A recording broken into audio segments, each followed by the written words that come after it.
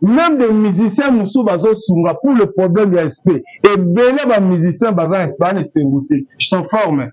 Ils nous appellent. Les musiciens Bélé depuis l'Obi la Boutou. Babenga Biso Ababeti Fo, Basali Babé. Ah, boité, pourquoi ma diable salim? Bande ko Bélé Bazo Benga Biso. Il n'y a plus besoin de garder silence qu'un l'éternel. Non, c'est pas ça. Non, ils ont des millions. C'est-à-dire que des millions qui est papa non, problème est zande. Finga Yesu, mais bangote. Tu vois le point on va passer en abisso. Finga Yesu, mais bangote. Kotanga kombo na bangote. Finga Yesu, mais kotanga kombo na bangote. Papa na lobi. Loko abisso to zanga. Loko abisso to zanga. Pour que le baïsou soute. Hein? Donc, net biso na bangote sambani. Et bela mbongo ba bazanango.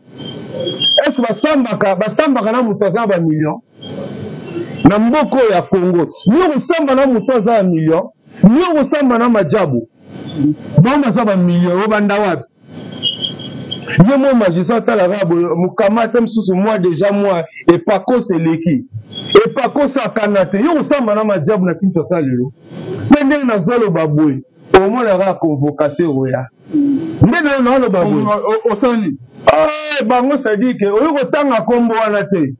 Ah bon? Oyo tanga oyo kotende na zolo baboy. Vidéo oningo okatama. Côté na lobi, omi côté na zolo ba ke to sambela pa wana ba kipete. Ba côté musune c'est ce qui les intéresse. C'est ba kanisa biso nyonso tout. Non, ba kanisa belé. C'est nyonso tout ekota boloko. Ça ba kanisa belé. Presse est à quatrième pouvoir. Presse est à quatrième pouvoir. Si on continue à lire, on va porter discrédit l'institution à Bango. Tu sais que lobby, le ministère chrétien, le ministère chrétien belé à Mboko, le pasteur, même à la photo, ils appelaient. Grand content. Mais le comportement de ce chrétien, c'est qu'il y a des cas que pasteur leader ya Mboko. Le ministère chrétien leader ya Mboko. Là, mécontent. De ce qu'on appelle un avis comme ça. Il faut bien le inangai. Il faut bien le kanelangai. Il faut nous se bon ça, même les bisous de karatéle. Notre critique à bisous. Ba critique ezaka na ne esunga pe biso to bongisa mosala na biso mais bino nyonso bo sa surtout bonika to beta baboko si muta pesi un avis contraire il faut bon kisaï il faut bon kangisaï je comprendrais si c'était une structure païenne une structure mondaine mais structure ya bana nzambe structure ya bana nzambe des gens qui évangélisent totangi en les 53:7 Jésus opprimé, malmené, injurié, humilié, mettant à la croix, Père, Tata Limbisa Bango, Bébilou Bansalati, Yoka Yesu, Nzambe Abi, Limbisa Bango. Jésus pouvait dire à son Père, enfin qu'il sache que c'est toi qui m'as envoyé. Coupe les têtes. Tout va se parler. Ton mot te quitte. Papa, enfin qu'il sache que c'est toi qui m'as envoyé. Fire. Papa, tout va panzani, mais Jésus, papa, habite tata limbisa bango. Mais bateau yo s'appelle ça qui lit pas. Bateau yo s'habille qui saki, babalou Kéliès. Jésus n'a pas su se venger. Jésus n'a pas su se venger. Et pourtant il pouvait bien le faire. Il avait les atouts, tous les atouts possibles. Papa. Ce qui n'a pas fait à vie contre les Likambu. Comme vous avez des millions, il faut vous Bomangai, il faut vous Lukisangai. Et puis ce qui est grave, de ce qu'on appelle un avis comme ça, il faut Binobo Inangai, il faut Binobo Kanelangai, il faut nous se bon ça, même les bisous de Karatélé. Notre critique à bisous. Ba critique ezaka na ne esunga pe biso to bongisa mosala na biso mais bino nyonso bo sa surtout bonika to beta baboko si muta pesi un avis contraire il faut bon kisaï il faut bon kangisaï je comprendrais si c'était une structure païenne une structure mondaine mais structure ya bana nzambe structure ya bana nzambe, des gens qui évangélisent. Totangi en Ésaïe 53:7. Jésus, opprimé, malmené, injurié, humilié, mettant à la croix, Père, tata limbisa bango, baby look baosala te, yoka Yesu. Nzambe abi limbisa bango. Jésus pouvait dire à son père, enfin qu'il sache que c'est toi qui m'as envoyé. Coupe les têtes. Tout va se parler.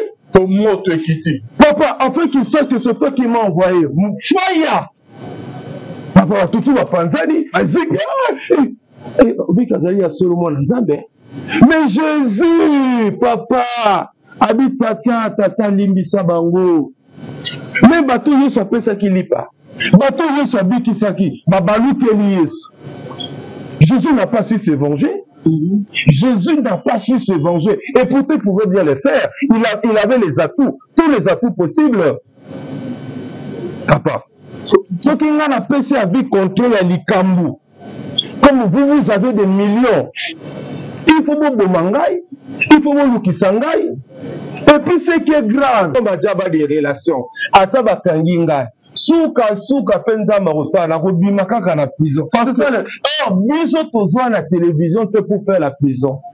Nous venons pas la télé pour faire la prison. Nous venons pour évangéliser. Biloko tozolo ba o. Est-ce que on a zo ba o? Batama diabu ba ikote ya mate.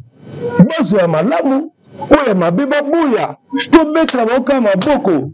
Même des musiciens moussou bazo sunga pour le problème de respect. Et belé ba musiciens bazo espagne s'engouter. Je t'informe. Ils nous appellent. Ba musiciens belé depuis lobby na Boutou. Ba benga biso ababeti faux. Ba sali ba be. Ah boyete pourquoi ma dia ba sali. Ba bande ko belé ba zambe na bonzambe.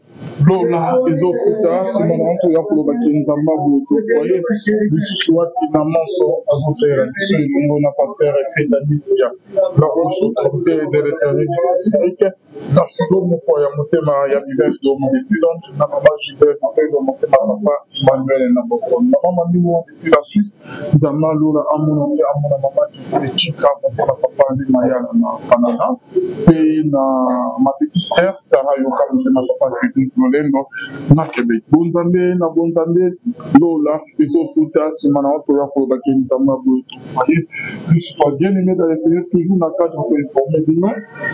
Avant qu'il va présenter invité la mission il y a Lelo. Donc, je voudrais vous informer par rapport à séminaire, il y a pasteur Charles Botra, Colombe de Mopanga à provenance de Paris, où il a organisé séminaire à Wawa. Donc, il a lancé un message à la chrétien, toujours dans la nation de partout, séminaire, il va le 10 août, le dimanche 10 août, à partir de 15h30. Donc, il va à l'église, la bonne séminaire de Kinshasa, pour il va la commune à Kade, à donner enseignement numéro 194. Ce nous a déjà parti à dimanche le 10 août. Et aussi le 17 août 2025. Bien aimé dans les seigneurs. Bonzambe, na bonzambe, Lola, ils ont foutu à Simon Antoya pour le Nzamba Boutou. Et puis, vous avez un papa Maximenga qui n'est pas présenté, que vous connaissez très bien. À qui je m'avais dit, Shalom papa. Shalom de Calvin Nobea. Merci pour l'invitation. Shalom le beau Panankolo. Bien Morozongola pour la biso du pas dans détail. Mais vous voyez que les ténèbres ne régneront pas pour toujours. Chaque chose a un temps. Pour les angati dans la commune des zones de la biso. Et puis mukilo ba ko telelo ayo lobi ya muninga. Supe lelo ozui nzamba salongo lozi. Omona nga pamba te pour ne sait jamais.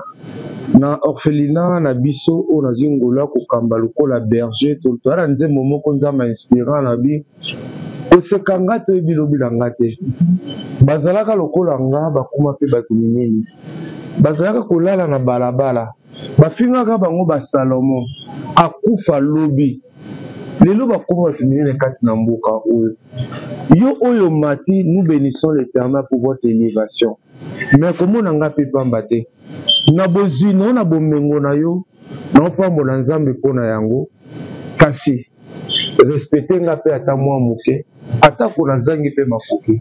C'est ça un peu, c'est une pensée pour depuis le biais de l'angai. Ok, merci beaucoup Papa Martininga, Église Corps du Christ. Boutou Mouté, côté confusion totale, bah chrétien entre bango, donc baso yo kanate ba memiti makam na ba na niveau il y a un juge, il y a un magistrat, il y a un parquet, Papa Mastandis, qui a dit des autres, mais maman Kamnadi, c'était un juge à Mokido. De trouver solution entre Bisso et Bisso. Comment vous trouvez ça, Papa Max? Donc, Alvin, passe na motema. Depuis lobby, na kokai koliate. Moki, motema nangai, etondi mawa kotala.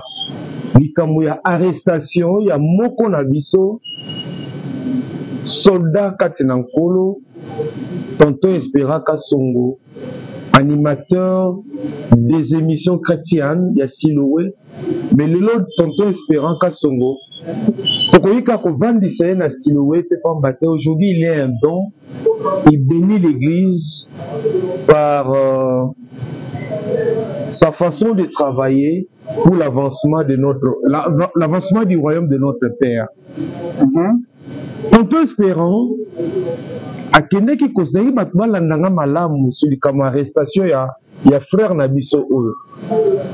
Akende kosala émission pour enregistrer bien sûr na poule Malebo eza na Kitambo. Enregistrer mission esili, il était 17h à Zonga, à Bini pour le transport, à Moni Bandekomi balé à moto, avec une jeep. Et on va l'interpeller. Tonton, est-ce que tu as eu solo là? Alors, à Télémabi, problème exact. Mbalamoko balakisi a vu des recherches. On a taillé à vie des recherches. A moni quelque part va commis, il est improuvable. Or c'est faux. Ndeko Espera Kasongo, tonton SP. Mais c'est une figure connue de la ville province de Kinshasa. Au regard de sa profession, il a une adresse physique où on peut les retrouver facilement. Alors, avis de recherche, lundi, Bokomi avis de recherche, le monsieur est improuvable, et puis on va l'arrêter le même jour, le même lundi, pour un monsieur qui est présumé être improuvable. On va l'arrêter le même jour. Mais avant même de parquet, il y a grande distance, il y a Kinshasa, Kalamu, à Tuni Bango. Bokaninga, c'est bon à mon avis de recherche.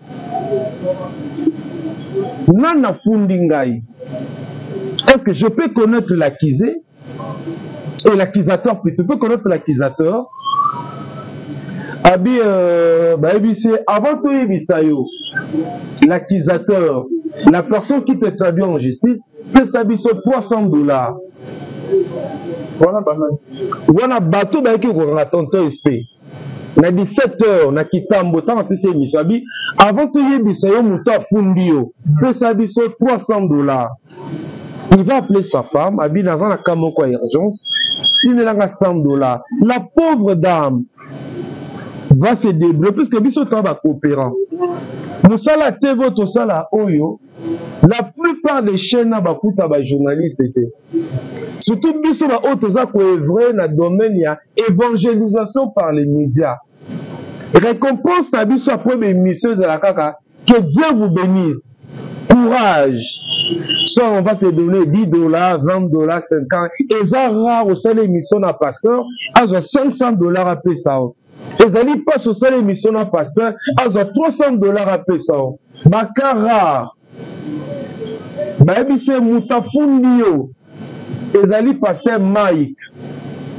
C'était ça la nouvelle.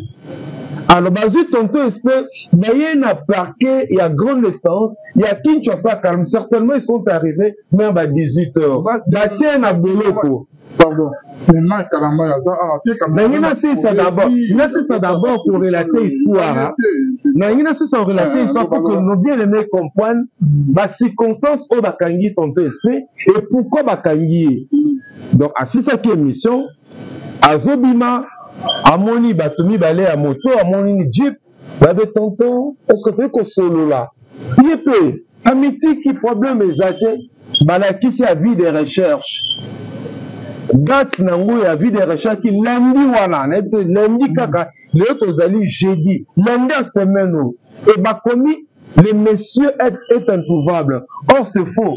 Biso tozali dans l'action baka comment un homme comme moi, un homme comme Espo bazar au lieu de ces cartes carte nanga presse omoni ce que le nom na INPC obeti Max Mbenga lo face bakolakisa ok non oyebi na adresse donc un homme comme moi so ningo kanganga so bien que amono na kata elukuta mi deuxième carte nanga assistance sociale omi carte comme assistance sociale donc so que le lot na corps des assistants sociaux ba Max oyebi bakangi esprit ba yenaye afuti mbong ba yebi so mutakangi si ezai pasteur Mike alali lundi et puis pour bundi wana pour bâtir la moi ici comme quoi bien il faut payer de l'argent et $100 et foutami je crois entre 100 et $200 pour bâtir ici comme ou là la debout voilà premier jour to comme mardi ndenge moko et puis voilà il y a le magistrat instructeur il y a dossier à yeba benga qui ressemble en principe on a un juriste était mais le lot moutonnion surtout au hasard bakangi il doit toujours être assisté par un avocat de son choix. Alors en principe on devait attendre ces avocats à Kirosamba. D'abord les frères étaient malades, même le jour à quand on fait l'émission il était toujours malade, la santé qui bien était. Il me disait, viens, dans quel cas vous savez, émission catholique, santé pendeuse, mais je n'avais pas de choix. Avec Osamba, sans la présence de ses avocats. Donc, comme le troisième jour, de Moni Ake Makala. Mais Nalingi a relevé quelques irrégularités. Je ne suis pas juriste. Maintenant, on va le coller, nous tournons surtout. Attends moi classe à mon qui a rosa mwanda mamayeni. Bofundi ton babi que mutafundi siko tonton espèce ali majabu. C'est majabu ndi afundi ndi balobi. Et comme yo majabu mutafundi, OK c'est bon. Mais majabu les ali structure ya bana nzambe fundi esprit. Si to comme la troisième jour on n'a pas vu le plaignant. On n'a pas vu le plaignant.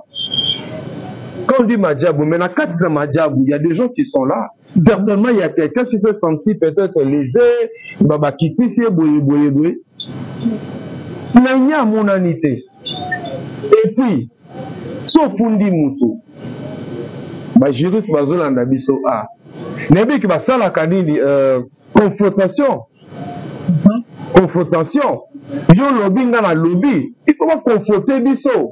Yo ngana zali plaignant, ngana zali accusé, n'est-ce pas? Ngana zali accusé. Mais il faut tout ça là, hein? Il faut tout ça là quand même. Tout ça là, tout le cas la confrontation pour tout yeba. Et ça l'imité. Batikali koyate. Plaignant yete. Plaignant monanité. Plaignant tikali ko monanate. Et les avocats, il y a nani, il y a avocat, il y a tonton SP. Baké comme on a prorep. Il y a paquet grande instance à Kinshasa Kalamu. Bayeba, c'est quoi au juste? Qu'est-ce qui se passe? Boye. Batika la pe koyamba bangote. Tout d'un coup, Mutuka Makala meme esprit dans Makala. Nous comprenons que l'objectif c'était quoi? Il y a Kokangandeko, il y a Rotier dans Boloko, et puis va memailler dans Makala. Mais nani basamite plaignant yete bakotine bamona makala. Nazo kende. Et puis bozo kanga mutu, ne la bi son plaignant. Et puis na ba audio oyo ti na téléphone espérante. Ba audio ti na téléphone a été, ba audio ne ti na téléphone ya moto mosusu. Na moto mosusu a brandir yango. C'est-à-dire que kaka, et le moins vite fait, hein, motomoko, quelqu'un l'aurait enregistré, solo, quelqu'un l'aurait enregistré, et puis azu audio wana salini,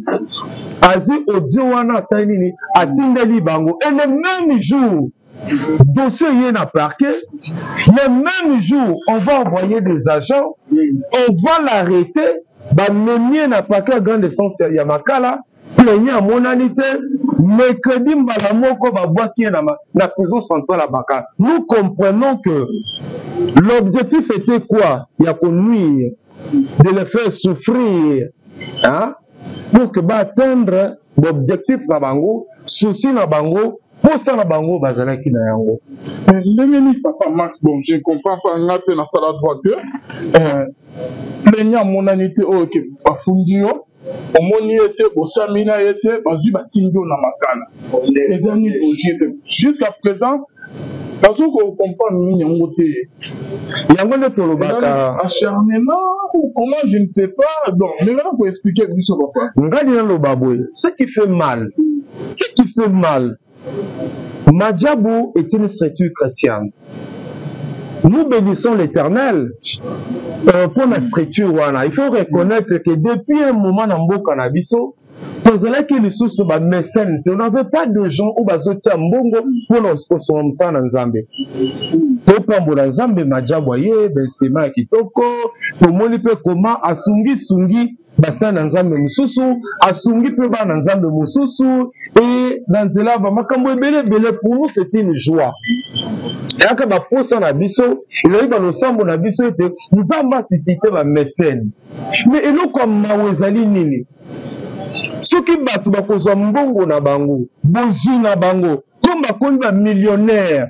On a connuire na biso bato pamba, on a connuire biso bato tozanga mbongo, on a connuire biso bato yo tozanga ba relation, ça devient dangereux. Et puis ce qui est grave, pour une structure à caractère chrétien, pour une structure à caractère chrétien, ça devient grave. Jésus-Christ est notre modèle. Sotangi na Ésaïe 53:7. Ésaïe 53:7. Non, c'est plus tanga, s'il te plaît. Donc, on a une Bible lobby. Ésaïe 53:7. Papa Max, Ésaïe 53:7. Donc, ce que dit la Bible. Ce qui dit la Bible, c'est dans Zambie. Donc, puisque moi j'ai des millions, puisque moi j'ai des relations, donc comme il y a, bon, comme là, on a des relations, ça devient dangereux. Ok. Ésaïe 53:7, il a été, donc Jésus a été maltraité et opprimé, mais il n'a pas ouvert sa bouche. Ésaïe 53:7, Jésus notre maître, notre modèle, le roi des rois, il a été malmené, maltraité, opprimé. Mais la Bible déclare qu'il n'a pas ouvert sa bouche de Lix Arlo. Jésus n'a pas ouvert sa bouche et pourtant il avait toutes les capacités. Jésus pouvait se venger, mais il n'a pas ouvert sa bouche. À un moment, on l'a traité de magicien, on l'a traité de Belzéboul. Qu'est-ce qu'on n'a pas dit de Jésus? Mais Jésus, il n'a pas ouvert sa bouche. Tu sais, puisque Jésus n'a pas ouvert sa bouche, résultat, Dieu l'a souverainement élevé au-dessus de tous les noms qui puissent exister dans le ciel, sur la terre et sous la terre. Sincèrement, je te dis pour ce dossier, nous n'encourageons pas ici des bêtises. Nous n'encourageons pas ici la promotion des antivaleurs. Nous n'encourageons pas ici hein? Surtout nous qui évangélisons par les médias. Nous sommes appelés d'être des modèles, puisque nous sommes une référence. Nous sommes une maison conçue sur une montagne. Beaucoup de gens, il y a des gens qui sont venus dans le Seigneur à cause de nos émissions. De ces faits, nous sommes appelés, bien. Mais ça peut arriver. Ça peut arriver puisque tous les bateaux. Une erreur peut se glisser dans nos propos, dans nos émissions, dans notre façon de parler. Une erreur peut se glisser. Mbebe koki kokweyama.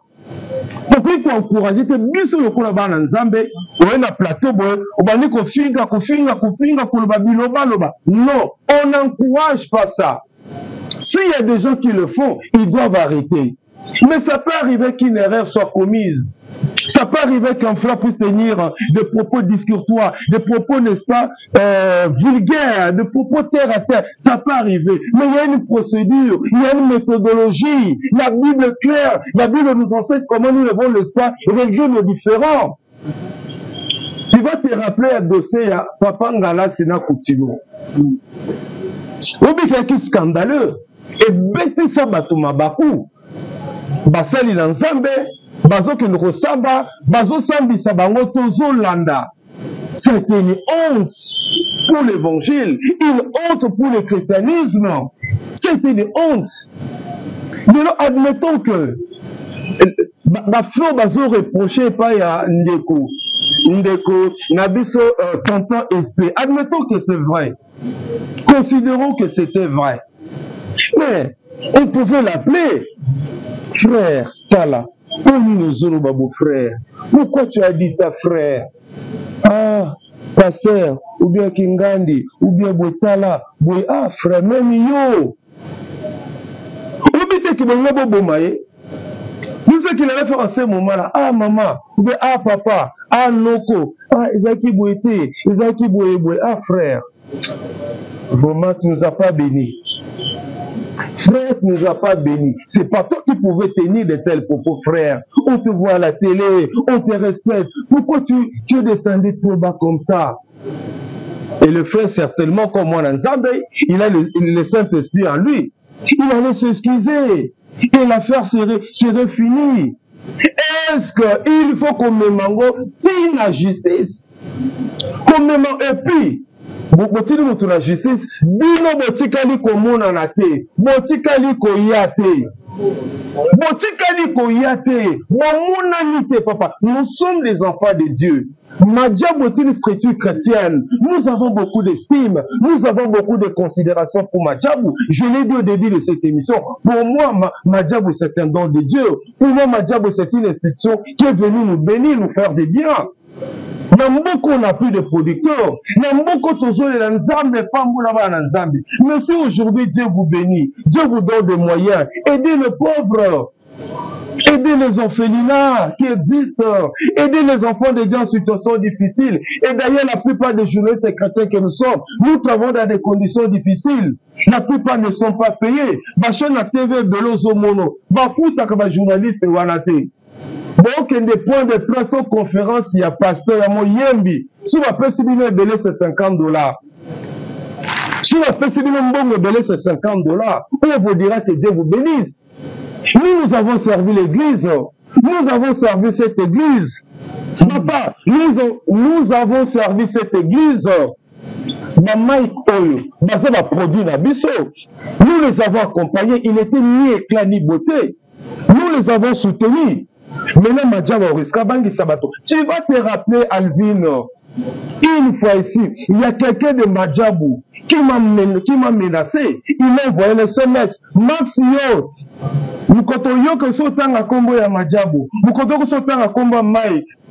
D'accord, bêta yo. D'accord, sala yo mabe. Attends, yo na bêti au côté hôpital. Ngata na côté prison na Kobima. Tu connais les frères, on ne va pas les nommer ici. Peut-être qu'il est en train de me suivre. Il y a un frère qui travaille là-bas.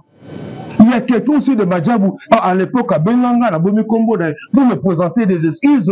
Ah bien non, notre patron n'est pas comme ça. Les acabexés des ailes, boui. Donc, ceux qui viennent aussi un million, mettez cela sur la vie du royaume. Ils ont pour la conduire, ils sont un petit peuple. Et c'est là qu'on ressemble à Madjabou. Mbongo nini ngana sa nango. Mbongo nini ngana, mbongo nini tonton SP azana yango. Là nous comprenons objectif à kinini. Pour ceux qui ça y est, tonyoko la y. Et puis nous apprenons que batu nyonso to bazala ba problème na bango. Donc c'est que ndaka ga awana kalamu. On dirait nous comprenons que c'est que la Kalabana Batuna Bango, moindre problème, beaucoup kuna la Kalabo, babi que destination est à Makala. Maintenant qu'il est à la prison centrale de Makala, on va gagner sur le plan évangélique. Sur le plan évangélique, Yemadia va gagner. N'habite à ton côté l'esprit. L'esprit c'est notre frère. Ce qui m'a bien zaï te condamné ma bé. Quand on encourage ban Nzambe te, on ça la évangélisation par les médias. Dans le monde d'insulte, dans le monde de diffamation, dans le monde d'injure, dans le monde de propos vulgaires, là c'est non, c'est pas un bon comportement. On ne peut pas encourager cela. Mais ça peut arriver. Ça peut arriver. Mais le la Bible là, que c'est une méthodologie. Moi je connais un pasteur en Mboko. Baza peut belé. Des hommes de Dieu, baza peut ma personnalité en Mboko. Les hommes appellent ça un million. Côté des réseaux sociaux. Bien qu'on n'encourage pas ces comportements. On dit n'importe quoi sur Bango. Et puis nous sommes la Bango et ça le Kouta. Mais je n'ai jamais vu ce pasteur-là. Allez, Canada, d'abord, on a le Caradélix. Eh bien, Alvin Yo, non, t'habille en justice. Non, non, non, et bah, pasteur, on a les lots, basé en Mbongo, basé en relation. Non, 15 jours. Mais, oh, yo, comme les Kamboua Madjabou, et qui va Madjabou, bon, quand il s'agit, on basé en million, basé en relation. Oh, scripture, il y a pas dans Zambé. La conséquence aux années, on risque de discréditer cette grande structure que nous aimons bien, que nous soutenons par nos prières. Nous, je l'ai dit, je le reprends. Bazali un don pour la Congo. Bazali un don pour la Moussa Nzambe. Et c'est le bon de la pour la Bango. Et c'est le bon de la pour l'initiateur naïe. Il s'appelle Nango. Toi encourager Bango. Mais Bango peut pas yoka biso. Biso papa. Mais nous sommes là pour accompagner Bango. Tout ce que nous disons à la télé, c'est pas que tu es contre Bango. Tu vas te rappeler tout ce plateau. Pour télémélander les Cambouis à compétition. Tu sais combien de fois, toi et moi, on a été menacés. On a dit sur ce plateau que non, chacun de nous a reçu de la part du Seigneur un don. Mais les Cambouis à compétir, total, oh, yoka voananga, na yoko kana, toi Delix et Kokana, toi il y a un inspecteur John Fomba. Chacun de nos états est l'Ongiranga. Ngaza Soukibele, yo, Zaboye, Yaza Kovo. Mais c'est Dieu qui l'a voulu. De ce qu'on appelle un avis comme ça. Il faut binobo Yinangai. Il faut binobo Kanelangai. Il faut nous se bon ça, même les bisous de la télé. Moi, tu critiques à bisous. Ma critique est ça quand on est sunga pe biso to bongisa mosala na biso mais bino nyonso bon ça surtout bonika tobe tababoko si muta pesi un avis contraire il faut bon kisaï il faut bon kangisaï je comprendrais si c'était une structure païenne une structure mondaine mais structure ya bana nzambe structure ya bana nzambe des gens qui évangélisent totangi en les 53:7 Jésus opprimé, malmené, injurié, humilié, mettait à la croix, Père, tata limbisa bango, baby look ba salate, yoka Yesu, Nzambe abi limbisa bango. Jésus pouvait dire à son père, enfin qu'il sache que c'est toi qui m'as envoyé. Coupe les têtes, tout va s'oppaler. Ton mot te quitte. Papa, enfin qu'il sache que c'est toi qui m'as envoyé. Fire! Papa, tout va panzani, mais Jésus, papa, habite tata limbisa bango. Mais bateau yo s'appelle ça qui lit pas. Bateau yo s'habille qui saki, babalou Kéliès. Jésus n'a pas su se venger. Jésus n'a pas su se venger. Et pourtant, il pouvait bien le faire. Il avait les atouts, tous les atouts possibles. Papa. Ce qui n'a pas pu à vie contre les Likambu. Comme vous avez des millions. Il faut vous Bomangai, il faut vous Lukisangai. Et puis ce qui est grave, ici je n'individualise pas.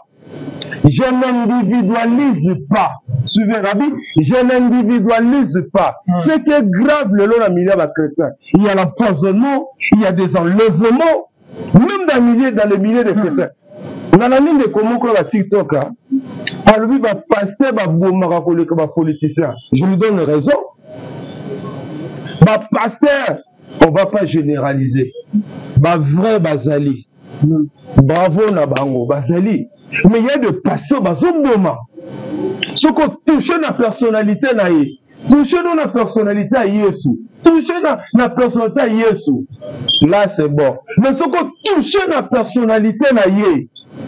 A outil de l'eau criminel, a outil de l'eau bandit, a outil de pouvoir lever yo. Tu sais que depuis un temps, peut-être on doit limbisanga, alors que c'est église. Depuis un temps, alors que c'est église. Non, c'est bien. Depuis un temps, pour même église dans la Libisanga. Depuis un temps, donc église pour vous mes à Kotonda, Nakamoto Zomuna, c'est démotivant, ça décourage, ça frustre. Bando comme Djabou, la jeunesse chrétienne, vous avez un problème na binoté. Nous apprécions ce que vous êtes. Nous apprécions votre partition dans l'avancement du royaume. Mais, et non comme vous savez pour la tenter esprit. Et non comme ça pour la tenter esprit. Non. Là, vous avez agi comme les hommes du monde. Vous avez agi comme les agents du monde. Vous tenez bon, on a bien en avant-plan. Botie mbongo na bino. Botie non. Batie mbongo na bango na avant-plan. Batie Yesu te. Ah Yesu ba enterré. Ah Yesu ba crucifié. Batie mbongo na bango en avant-plan. Batie ba relation na bango en avant-plan. Papa na juriste. Batie en avant pourquoi? Batie mbongo na bango. Batie ba relation na bango liboso pour nuire, pour faire du mal. Nous allons pour faire du mal au petit peuple que nous sommes. Mais papa Max, Babiloko tout le monde on a Bible. Babiloko que Pierre, sauf que on a problème na Paul, Pierre a vu tout apôtre, même comme on a tribunal qui au fond interne. Mais entre biso ba chrétien au salam. Espérant qu'à son babiso na bino to da ba journaliste chrétien. Ba madiabu ba chrétien. Ba ça il a nzambe. Mais pourquoi m'a-t-il dit comme que ok on chrétien comme mettre na tribunal na parquet pe beaucoup c'est makala. Mais la Bible la Bible a déjà répondu à Madiaya Tanga Matthieu 7:21. Mais la Bible a déjà répondu. La Bible dit ceci: ce ne sont pas ceux qui disent Seigneur, Seigneur qui entreront dans le royaume des cieux, mais ce sont ceux qui écoutent ma parole et la mettent en pratique. C'est pas du fait qu'on t'appelle pasteur que tu es réellement pasteur. C'est pas parce qu'on t'appelle prophète que tu es réellement prophète. C'est un homme qu'on a su qu'on connaît. I've never known you. I've never known you. Je ne t'ai jamais connu. Et Belén Zabon Sabago, la tragoye baote. Et Belén Amboka Congo. Obi la kanisa ba sacrifice de Sanzambe. Nolo wanda kunanga na monga fula. Na moto ya diplômé au 30 pour que le retard la bana bazan orphelinat nous conso benga 1h du matin Max moi na moka piqué krizawa na bimi na zi moto mbangu na orphelinat nzambe ba sacrifice ya bonkolo mukolo suka kanisa ngai banonga na botite mais bano nzambe opesinga motema kolinga ba nzamba lola mukolo suka pardon kolo kanisa nga sino te nzambe yebisanga avant que Max Maintenant, vous voyez, comme tout le monde. Kinzambe, on sait on a la max, moi, on a un orphelinat, nous avons construit ça que tu m'as jamais connu. Et Belenza m'a dit ça, n'a tiga koye baote. Message fort la bande comme à Djabou. Na ebi ke ba okangi sangane na zolo bago. Puisqu'ils ont des millions, ils ont des relations. Na yebi oui, il y a même des gens qui nous ont appelés. Vous me kakolobate, bango bazana mbongo, bango bazana Max vous me kakolobate, bokeneka ko bondela, bokeneka ko kunisa, bosa kaka vidéo, bango bazana mbongo, bana est-ce que mbongo Yesu bakanga kaka biso to ça la prison. Même esprit, même après 50 ans à Rubimara à la prison. Ata bakanginga lelo majabo, comme majabo a des relations. Ata bakanginga Souka penza marosa na robima kaka na prison. Parce que biso tozwa na télévision te pour faire la prison. Nous venons pas à la terre pour faire la prison. Nous venons pour évangéliser. Est-ce que on a zoba oh batama diabu ba ikote ya mate bazo ya malamu oya mabeba buya to betra boka maboko. Même des musiciens moussou bazo sunga pour le problème de respect. Et bien les musiciens bazo espagne s'engouter. Je t'informe. Ils nous appellent. Les musiciens belé depuis l'obi na Moutou. Babenga biso ababeti faux. Basali babe. Ah, boyete, pourquoi ma diable basali? Bande ko belé bazo benga biso. Il n'y a plus besoin de garder silence quand l'éternel Dieu. Non, c'est pas ça. Non, ils ont des millions. C'est-à-dire que des millions qui est papa Max. Non, problème est zande. Finga Yesu, mais bangote. Tu vois le point on va passer en abisso. Finga Yesu, mais bangote. Kotanga kombo na bangote. Finga Yesu, mais kotanga kombo na bangote. Papa na lobi. Tout toba na Nzambe. Biso lelo, la carte nangati. Toza na INPC. Naza na INPC carte ngoyo. Dans l'assistance sociale Katango, sur la salle Mbeba, bofunda nga na INPC. Bon, yo c'est aussi INPC sur Max, Olande Biso, Salaki, Olobi Buzoba, Max, Simon, les TVT. Mais je veux m'incliner. Est-ce que c'est gangstérisme? N'est pas dans Zalia, dans l'église, on a samedi la carte. N'a pas le pasteur européen, on a Zala na bango. Sur Max, on a suivi les. Pour le pardon, on peut donner. Pour le pardon, on peut donner. Mais le problème, c'est que comme le monde a force, coup sur coup, il y a une église, coup sur coup, et quand une église, pour l'Aksa Bango, quelqu'un de Madjabou, toi tu le sais, il y a Menasangaï, Max Yozalanini, il y a quand même un langage, on continue l'église, Max Yozalanini. Si tu as un comme souvent dans un patron, ça je dis la vérité. Ceux qui te ont n'attend on a sali l'église. On a commis mon colo. N'attend plus de 30 ans. Caméra n'a pas pour l'évangélisation par les médias. Michael Lolo, nous les avons accompagnés. Nous les avons accompagnés. Non, Albi, laissez-moi parler. Laissez-moi parler. Papa Max, mais toi, c'est l'émission, il y a un point de vue.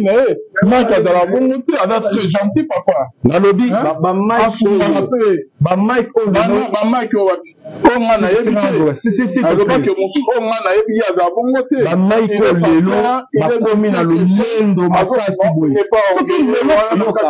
Papa Max, il n'est pas orgueilleux. Tout ce qu'on a Mike bien, tous ces carnets, tout l'ira bien. On a fait un message à l'endroit de nos autorités. Et nous, papa, moi je connais des pasteurs dans Mboko, bien dans Bakonza Mboko. Mais humilité, et les Kilanga. Moi je connais des hommes de Dieu dans Mboko.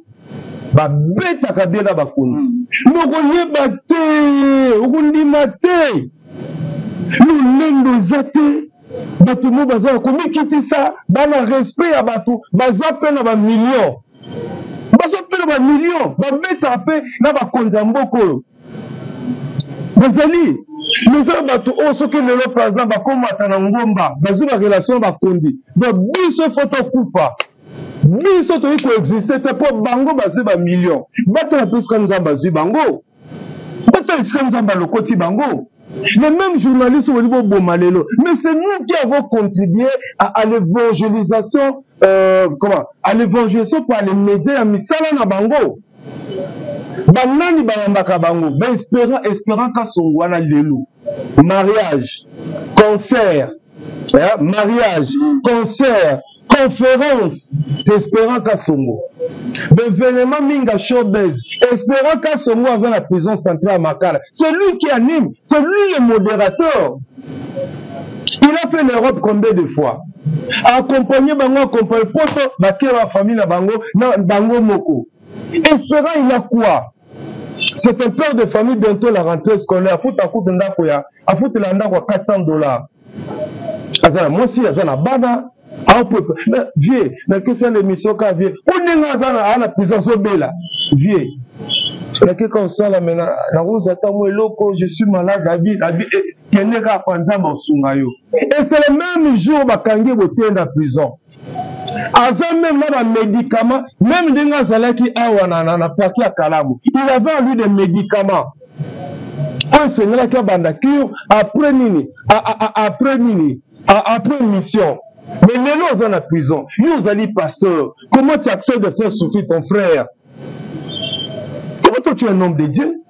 Maintenant qu'il est à la prison, on va gagner. Tous ces journalistes et chrétiens, nous sommes dans la pauvreté. Tous à nini.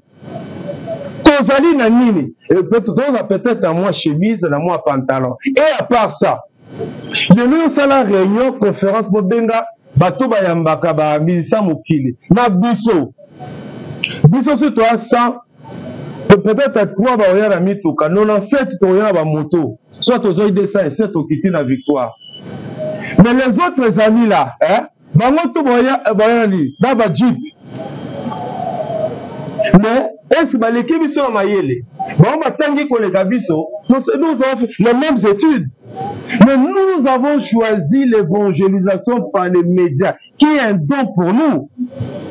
C'est ça notre métier. Nous l'avons choisi. Non, nous n'avons pas choisi. Mais c'est Dieu qui nous a imposé ce travail. C'est Dieu qui nous a imposé ce métier. On nous donne combien là-bas conférence? On nous donne combien d'élite hasard? À ce modéré, ça qu'on anime ma conférence et Béla chrétien. On lui donne combien? Il est là. Nous avons bien dans Moussala, il y a un média qui m'a mouqué, lève en bleu blanc à connaître Saint-Esprit. On lui donne combien de comptes? Tout qu'il avait mis ça, $20. Autant, on a mis ça $20. Un sous paye l'autre côté. Un sous paye l'autre côté. Les lots où il a fallu faire, à la concert na poto, en même journaliste au Benga ya Mokili. Il a fallu faire la profit. On a remettre dans rien, on a remettre sur la salle mini. Il s'est fait accompagner par les journalistes na Bango. Dis-moi, combien de pasteurs, combien de musiciens chrétiens va renommer? On a que nous remettre dans la photo à cette délégation à 10 journalistes chrétiens. Il y a des gens qui ont na Bango. Mais tout le monde Bango de babandi ba carrière. Tout le monde Bango, nous avons accompagné. On nous suppliait. Mike Kalamba nous suppliait. Avant na Kalembelembe, na Kalembelembe.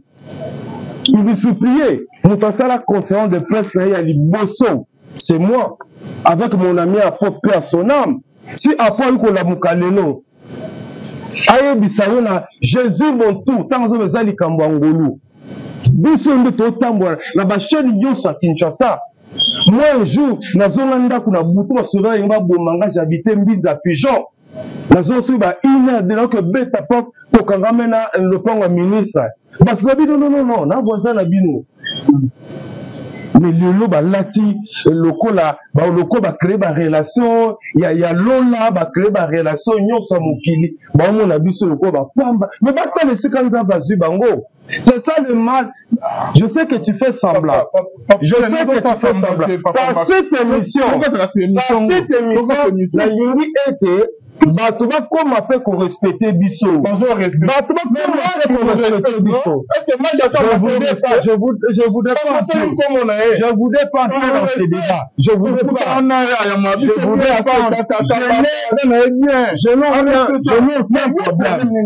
Je n'ai aucun problème envers lui. Je n'ai aucun problème envers lui. Tu sais que moi je connais l'église. Tu sais que moi je connais l'église. S'il faut que je cite des noms ici, l'église de monsieur c'est Kauka, mais na âge nanga le na komi, na ro quitter sous na niveau na te.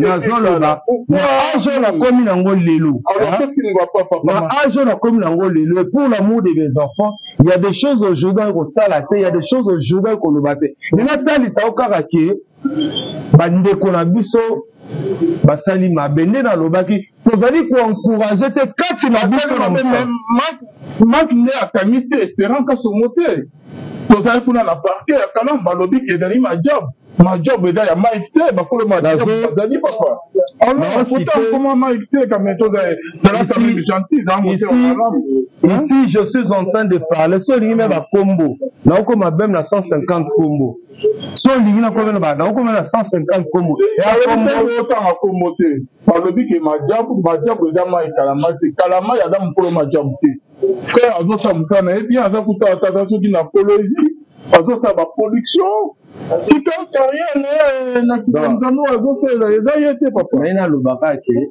toza kamera soki lelo eza na bateau na mboko nzamba tomboli papa biso toomona peut-être les quelques noms là mais ça bateau pe na mboko musata neka la gomme de delix à la tibo simple beau mais que nous ta la compte bazali mais et nous même les gens effacés papa biso oza na mbongo songa biso babola so mbongo lokomotia pour renuire bato nani espérant que na prison centrale sans plaignant papa sans plaignant confrontation exacte Alvin bokanga la vie de recherche moi juriste était mais moi maye la classe na kota nango yo tobeta maboko frère la justice élève une nation.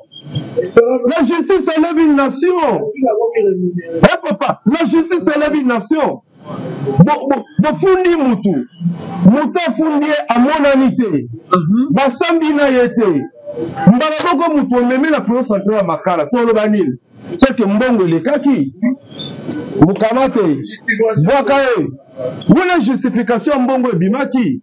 Bon, moi j'ai accompli ma mission. J'ai fait ce que vous m'avez demandé. C'est ça. J'ai accompli ma mission. J'ai fait ce que vous m'avez demandé. Tu sais que les gens ont 3 jours de parquet. Un magistrat ou un journaliste pour tous les belé. Yo comme magistrat, a dit moi aussi je regarde. Magistrat instructeur il y a dossier. Le pauvre. Alors ça a dit moi aussi je suis dessus. Mais à quelle prison? Chers amis, je n'ai rien à dire. On va comprendre. Donc, dossier Oyo, et il Babengi, Papa Tina Moutoumou Bakangaye, Azé Sikatel, Tika Bakangaye Sikatel. Bon, yo, on va régler comme toujours. Toi, on va régler comme Yoka. Toi, on va régler comme toujours. C'est ça, c'est ce que c'est fait. Ozolo bitali yo ngate na zone marote bitali yo kayo ngai écoutez dans cette émission question mon azoni na poser pourquoi na ndongo lobi c'est comme si que Madjab bazo tia ba relation mbongo renommé na bango liboso que Jésus va présenter Jésus azate pour ce dossier écoute pour ce dossier Jésus laissez Jésus tranquille même ta Yesu na lo la teka Yesu na lo la teboy Yesu na lola atieboy, Yesu na dossier azate. Dossier objectif ezani. Il faut le faire souffrir. Ba petio balekisi. Basaka na biso trop tosu ki sabango. La Bible ezolo bani. Tozo ki samabeli kuna mabete. Yondem tolobi, ils n'ont pas cette Bible là. Ils n'ont pas cette Bible là. Ils ont non, ce ne sont pas ceux qui disent Bible. C'est peuple qui m'honore des lèvres seulement, mais son cœur est éloigné de moi, c'est en vain qu'il m'honore. Confusion totale. Oui, que ma maman a zone du matin qui est bon. Chrétien, entre biso na biso ba chrétien. Comme tu n'as niveau que au côté ça ne déconne chrétien na bolo.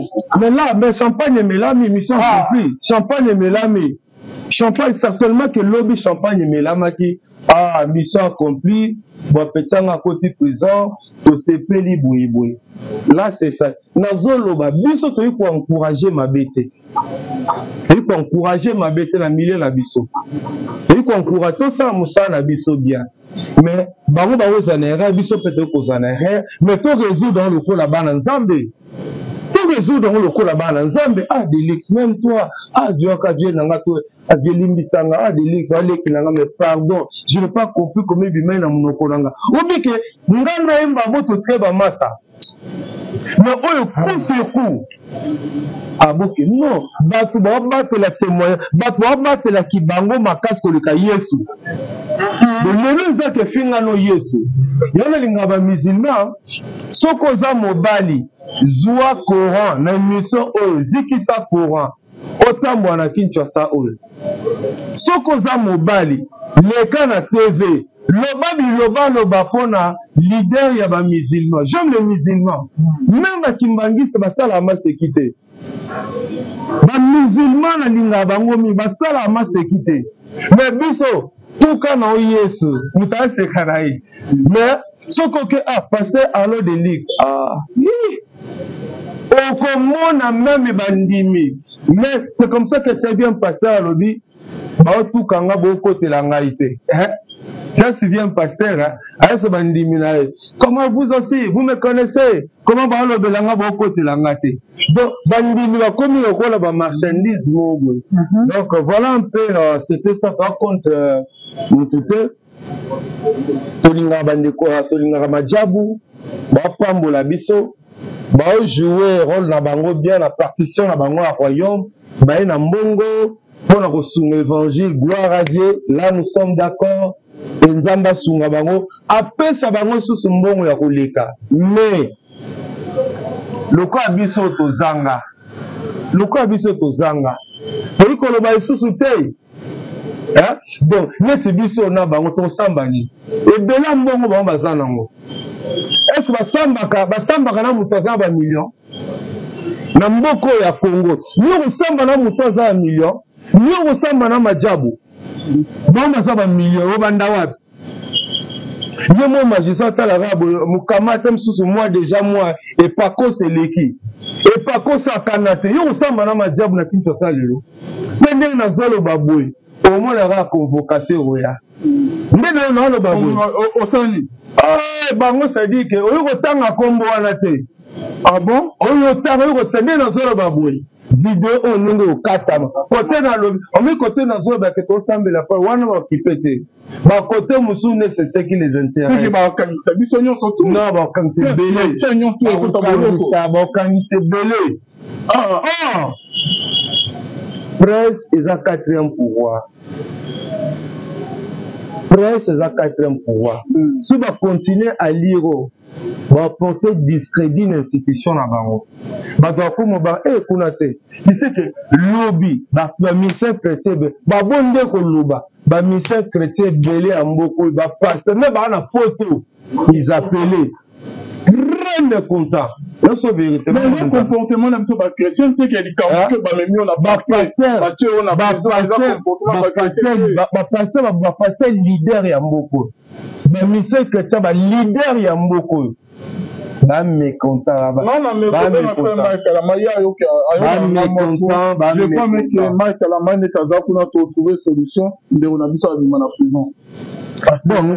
moi je n'appelle personne parce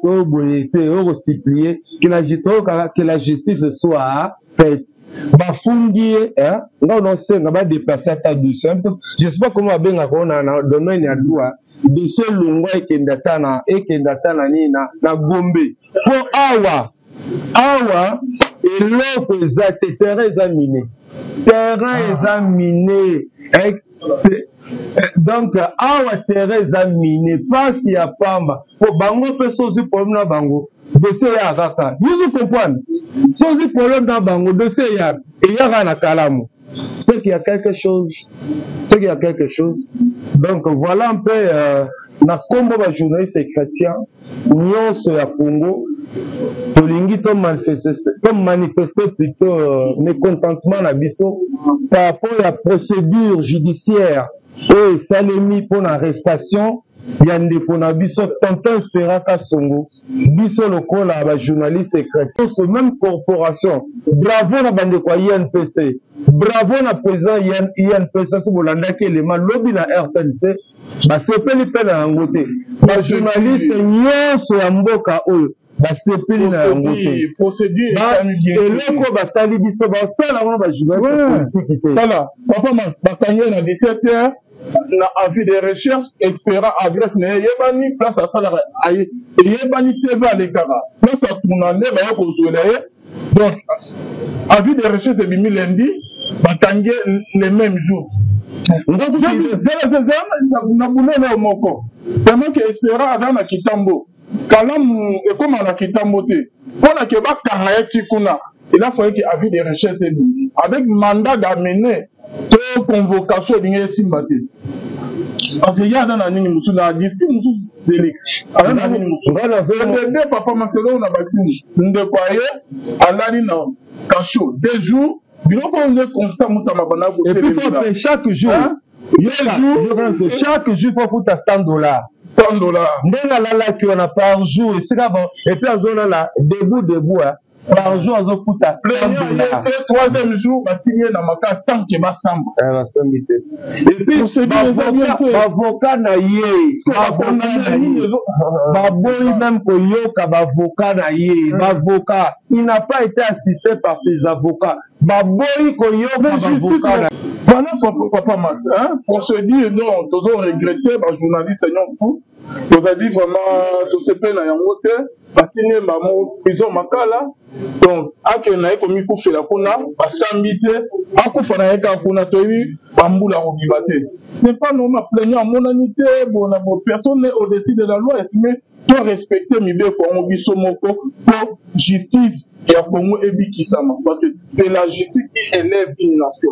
Quand on a l'argent aujourd'hui, quand on a l'argent, quand on a des moyens, quand on a des relations, on fait surtout le faible. C'est ça le problème au Congo. Et ils ont des moyens, ils ont des millions. Bon, nous, on n'a rien. Le moins de l'Ikamouga, comme ton Kangisayo, moins de l'Ikamouga. On a mis notre espérance à Zobela. Et comme il a été. Le monsieur qui est problème, et comme il est en prison, à Koufi, dans Moutouya, maison moro structure moko chrétienne Madjabou. Maintenant on a fondé. C'est Madjabou, c'est pas un secret. Mes imitateurs, comme moi je le suis de Christ. Christ a les disciples n'est pas plus grand que son maître. Yes, ba finye, ba seke, ba bomier. Na quoi le dit que Nzambe, l'imisa ba on va aider ba salati. Ajo ici ma belle na ma belle. Et Seigneur tous à la moderne. Lui besoin que votre bonne conduite soit connue de tous. Et rechercher la paix avec tous. Délix Arlois Linga Bachelot, mon papa Max, aussi merci. Mais ce fait c'est numéro contact. Numéro contact dans Bali. Ah, bah non, papa ça c'est là moulaï. Non, c'est tout aussi. Bano yokana bisayo ils ont ba benga et bolo baté bolo Madjabou te ba kanisa bino journaliste on meka koloba ba okangaye ba yebi ba adresse na biso et ils ont des millions, ils ont acheté la terre ici à Bango OK likambote. Mais vanité de vanité, on a vu des gens dans ce monde qui avaient des millions et des millions. Des millions et des millions. Baby Ndenge Basuka. Si nous avons tombolio, zalani bénédiction pour les autres. Nous autres allons pour appuyer Bango. Tout le bela Bango. Nous avons une limite comme adversaire na Bango te. Merci beaucoup, papa. Merci, il y a un PC, merci. Tous les journalistes, merci. Tout bon de la peau, frère Nabiso, Nzamba Sungae, tonton espère là où tu es, nous sommes avec toi, nous prions pour toi. Bébé, Nzamba Komimonisa, et puis Nzambe Akosala, Yukosala, pour te combo na ezaloko. Batoma Djabo tolingi bino mingi. Nzamba sunga bino makambo bezonga lisusu te po ezosopa bino. C'est ça quoi. Donc bacha Jésus liboso et non mongo na bango. Jésus liboso. Mandana de Yesu liboso dollar na sima ba relation na sima Yesu liboso. Merci beaucoup papa Max. Délix Arlo.